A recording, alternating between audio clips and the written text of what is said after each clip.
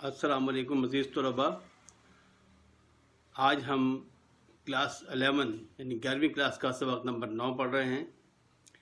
یہ غالب کے خطوط ہیں، مکتوبات غالب، جو غالب نے اپنے دوستوں کو لکھے. ان میں سے 2 خط آج ہم آپ کے کورس میں شامل ہیں اور آج ہم یہاں پڑھیں گے. تو چلتے ہیں اسکرین کی جانب تاکہ اسکرین میں جا کے میں آپ کو یہ تمام خطوط پڑھ کے سناؤں. چلتے ہیں اسکرین کی جانب.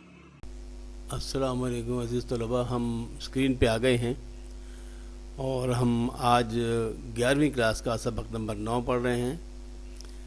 یہ ہیں مکتوبات غالب، یعنی مرزا اسد اللہ خان غالب، ان کے خطوط. مکتوبات کہتے ہیں خطوط کو. تو پہلا خط جو ہے وہ انہوں نے لکھا میر مہدی حسین مجروح کو. تو چلیں پڑھتے ہیں. کہتے ہیں کہ جی سید صاحب، نہ تم مجرم نہ میں گناہگار، تم مجبور میں ناچار، لو اب کہانی سنو میری سرگزشت میری زبانی سنو. نواب مصطفیٰ خان بمیعاد 7 برس کے قید ہو گئے تھے، یعنی ان کو نواب مصطفیٰ خان کو 7 برس کی قید ہو گئی تھی. سو ان کی تقصیر معاف ہوئی. ان کی تقصیر معاف ہوئی، ان کا گناہ معاف ہوا. تقصیر کہتے ہیں گناہ کو. اور ان کو رہائی ملی. صرف رہائی کا حکم آیا ہے.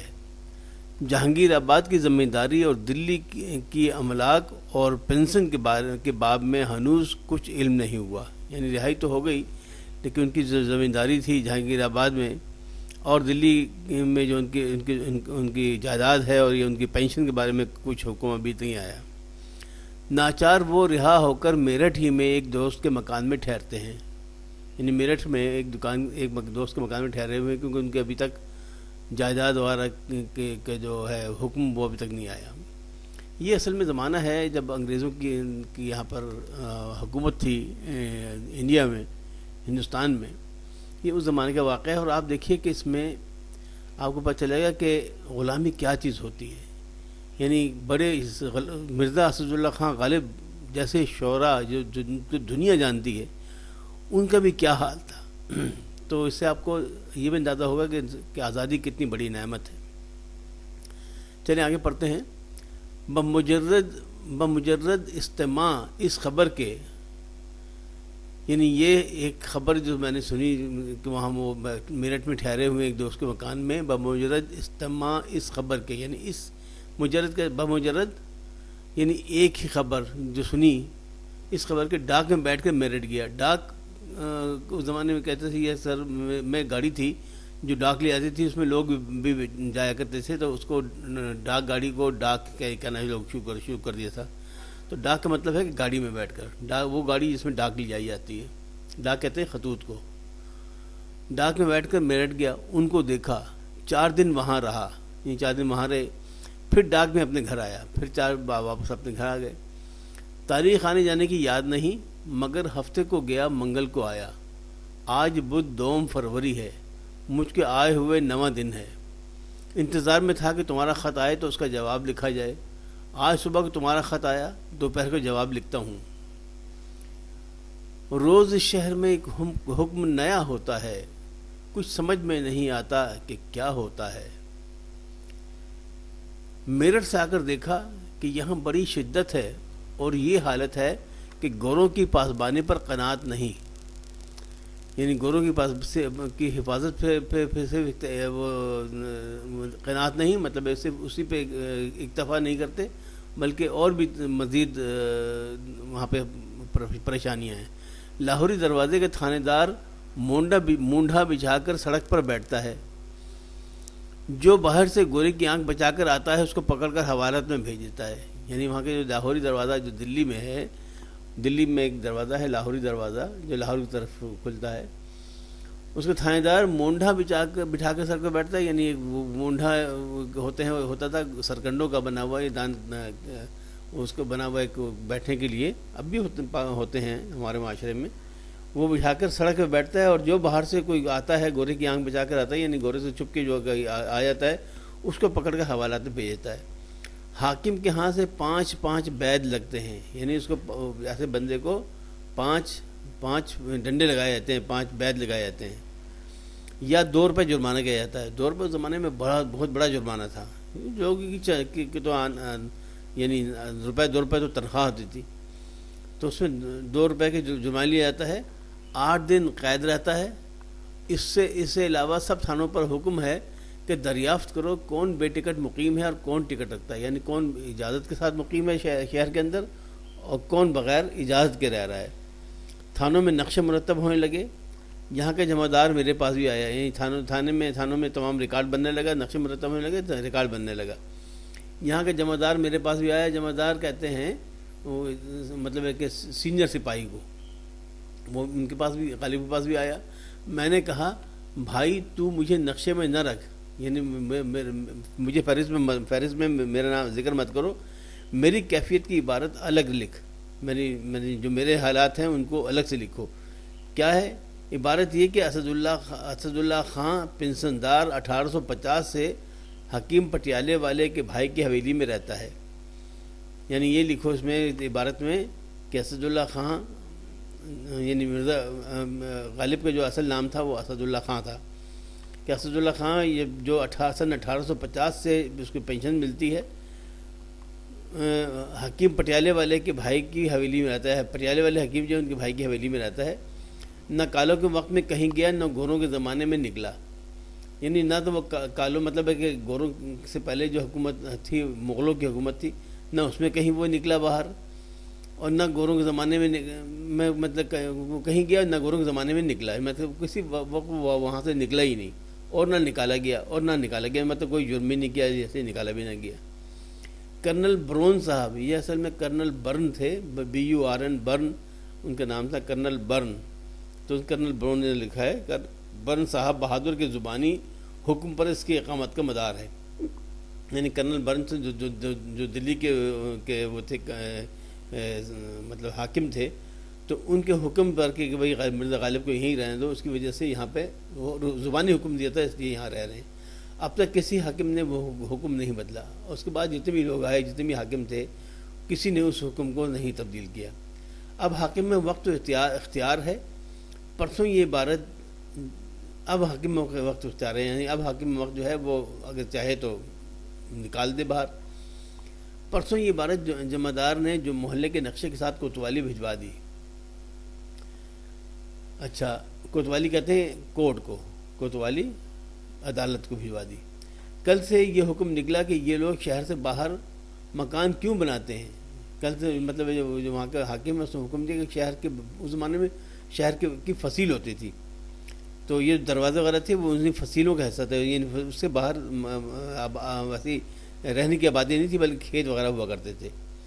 تو یہ پوچھیں کہ حکم یہ ملا کہ جو لوگ شہر سے باہر مکان کیوں بناتے ہیں، جو مکان بن چکے ہیں انہیں ڈھا دو، یعنی جو لوگوں نے مکان بنا لیے شہر کے فصیل کے باہر، شہر کی جو دیواریں ہیں اس کے باہر جو بنا رکھے ہیں ان کو ڈھا دو، ان کو گرا دو، اور آئندہ کی معاونت کا حکم سنا دو، اور آئندہ یہ حکم سنا دو کہ آئندہ کوئی فصیل سے باہر یعنی دروازوں سے باہر یا شہر کی دیوار جو ہوتی ہے اس کے باہر کوئی مکان نہ بنائے۔ اور یہ بھی مشہور ہے کہ 5000 ٹکٹ چھاپے گئے ہیں، جو مسلمان شہر میں اقامت چاہے بقدر مقدور نذرانہ دے۔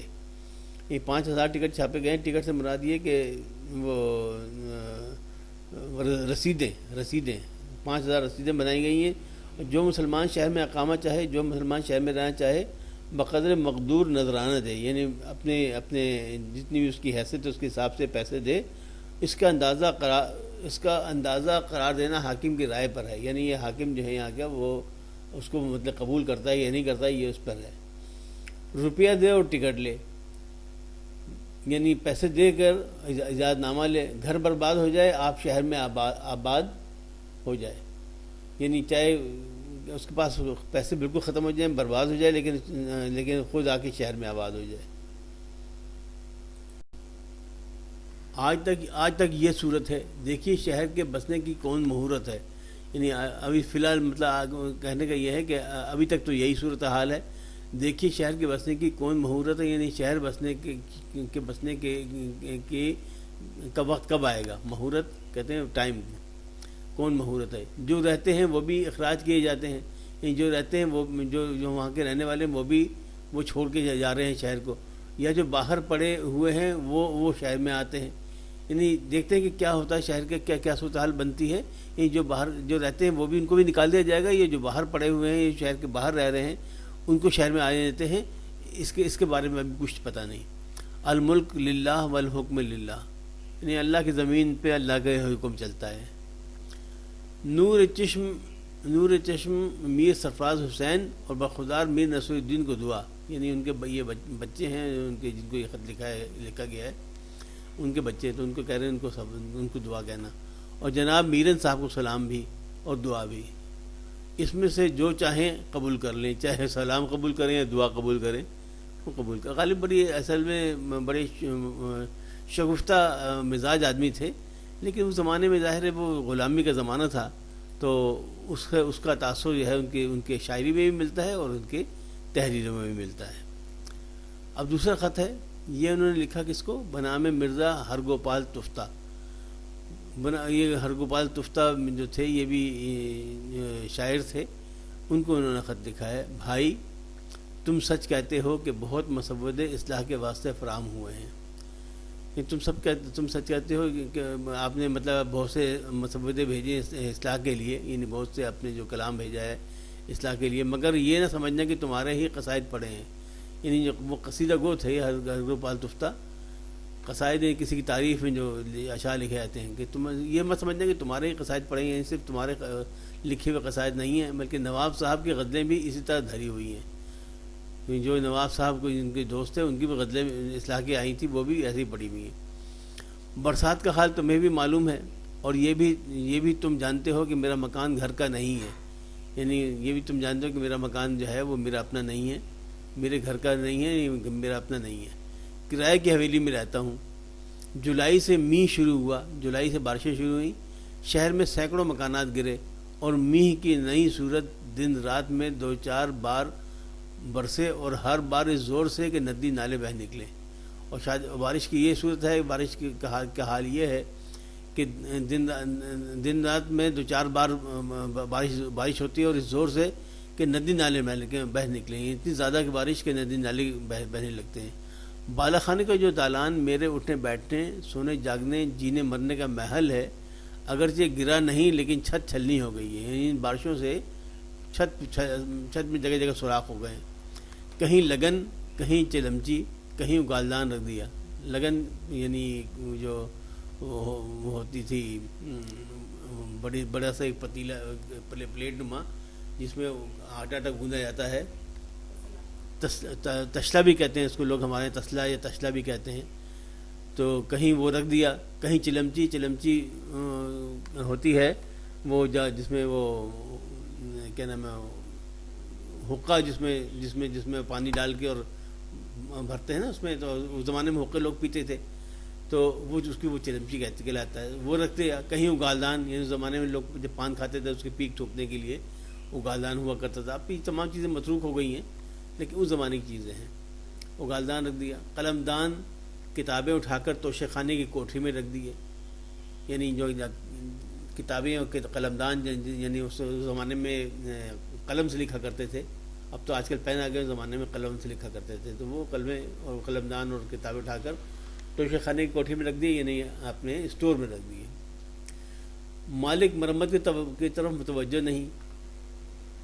کشتی نوح میں 3 مہینے رہنے کا اتفاق ہوا. یعنی جو یہ گھر کی حالت ہے وہ کشتی نوح جیسی, یعنی چاروں طرف پانی اور بیچ میں جیسے کشتی نوح تھی, اس طرح سے 3 مہینے اس میں کان میں رہے. اب نجات ہوئی ہے, یعنی اب بارش ختم ہوئی تو نجات حاصل ہوئی. نواب صاحب کی غزلیں اور تمہارے قصائد دیکھے جائیں گے. یعنی اب میں آپ کے نواب صاحب کی غزلیں اور تمہارے لکھے ہوئے قصائد جو ہیں ان کو دیکھوں گا. میر بادشاہ میرے پاس آئے تھے, تمہاری خیر و عافیت ان سے معلوم ہوئی تھی. میر بادشاہ بھی ان کے دوست تھے, ان کو میر صاحب ہوں گے, ان کے پاس آئے تو ان سے ان کی خیریت معلوم ہو گئی. میر قاسم علی صاحب مجھ سے نہیں ملے, پرسوں سے نواب مصطفیٰ خان یہاں آئے ہوئے ہیں. ایک ملاقات ان سے ہوئی ہے, ابھی یہیں رہیں گے. بیمار ہیں.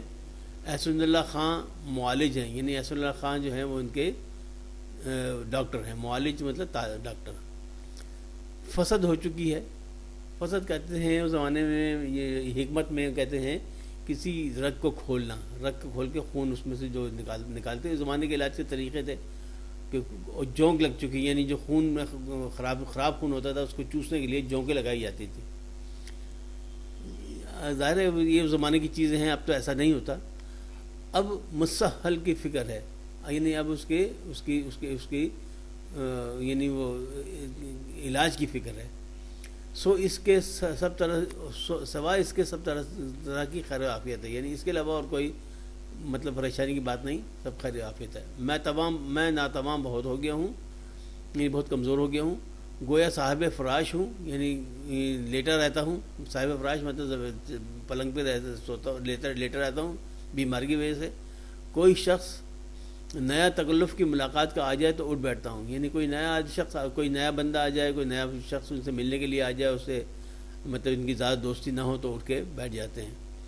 ورنہ پڑا رہتا ہوں، ورنہ لیٹا رہتا ہوں. لیٹے لیٹے خط لکھتا ہوں، لیٹے لیٹے مسودات دیکھتا ہوں. اللہ اللہ، یعنی لیٹے لیٹے ہی میں خط لکھ دیتا ہوں، لیٹے لیٹے لوگوں کی لکھی ہوئی چیزیں جو ہیں وہ دیکھ لیتا ہوں. صبح جمعہ 14 ماہ اکتوبر سن 1846 کو یہ خط انہوں نے جمعے کی صبح کو، یعنی جمعہ کو ماہ اکتوبر کی 14 تاریخ سن 1846 کو یہ خط انہوں نے لکھا تھا.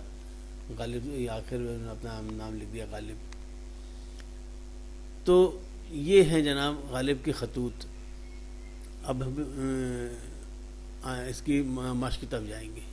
تو عزیز طلباء، آج ہم نے آپ کو یہ غالب کے خطوط پڑھ کے سنائے. 2 خط تھے، اور آپ نے دیکھا ہوگا کہ غالب کی جیسے شاعری بڑی عظیم ہے، اسی طرح ان کی نثر بھی بہت شاندار ہے. اور انہوں نے کیا خوبصورت الفاظ استعمال کیے ہیں اور کیسا ان کا انداز تھا. حالانکہ ان کے مزاج میں بڑی شگفتگی تھی، لیکن اس زمانے میں چونکہ انگریز غالب تھے اور ہندوستان میں جو غیر منقسم ہندوستان تھا، یعنی پاکستان ابھی نہیں بنا تھا، تو چونکہ انگریزوں کی حکومت تھی، تو اس زمانے کے وہ حالات کا ذکر بھی اس سے ملتا ہے. پتہ چلتا ہے کہ وہاں پہ لوگوں پہ کیا گزر رہی تھی، انگریزوں کا رویہ کیسا تھا، یعنی غلامی ہوتی کیا ہے آخر. یہ آپ کو ان کی تحریر پڑھ کے پتہ چلے گا، اور اس سے پتہ چلے گا کہ غلامی کتنی بری چیز ہے اور آزادی کا کیا مطلب ہے. تو آزادی کے معنی مطلب آپ ان سے پوچھیے جو غلام ہیں اور جو آزاد نہیں ہیں. تو اس کو اگر آپ محسوس کریں تو پتہ چلے گا کہ آزادی کے لیے لوگوں نے بڑی قربانیاں بھی دیں. اسی لیے دیں کہ غلامی میں انسان کی ساری صلاحیتیں ختم ہو جاتی ہیں، دوسرے کا محکوم ہوتا ہے، اور ایسے لوگوں کا حکم ماننے پر مجبور ہوتا ہے جو اس کے وطن کے نہیں ہوتے. لہذا آزادی کی قدر کیجیے اور دیکھیے کہ اس زمانے کے جو مسلمان تھے ان پہ کیا گزرتی تھی. تو کچھ نہ کچھ تھوڑا سا آپ کو اس سے غالب کے خطوط سے اس کا اندازہ ہو جائے گا. تو آج ہم آپ کی یہ ریڈنگ یہاں ختم کرتے ہیں. انشاءاللہ یعنی اس کے مشق کے لیے پھر حاضر ہوں گے.